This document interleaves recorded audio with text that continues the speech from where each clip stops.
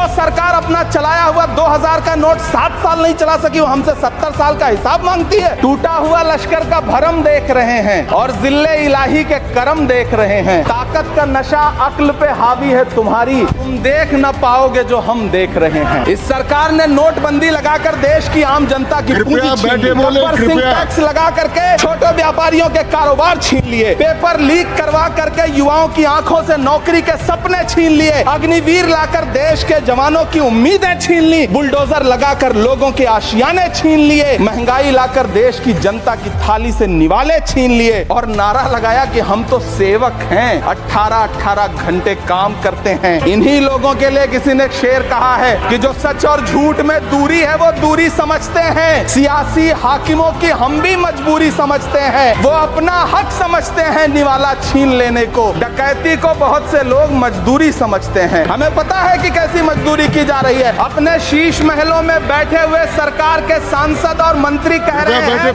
कि महंगाई कम हो रही है। संसद की कैंटीन से बाहर निकल करके एक चाय का कप खरीदिए, तब समझ में आएगा कि महंगाई कम हो रही है या बढ़ रही है। किसी एक दिन अपनी किसी मजदूर की तरह अपनी दिन भर की दिहाड़ी लेकर के बाजार जाइए और अपने बच्चों के लिए राशन खरीदिए, तब पता चलेगा कि महंगाई कम हो रही है या नहीं हो रही है। यहाँ बैठ करके बड़ी बड़ी बातें करना आसान है। मेरा बहुत भावुकता के साथ देश के प्रधानमंत्री से सवाल है कि इन उजड़ते हुए मकानों और बेघर होते हुए घरों को देख करके आपको नींद कैसे आती है, आप सो कैसे पाते हैं? मेरा सवाल है इस देश के प्रधानमंत्री से, या तो लोगों के घरों से उजाड़ना बंद करिए या फिर करोड़ों मकान बनाने की झूठी घोषणाएं करना बंद करिए।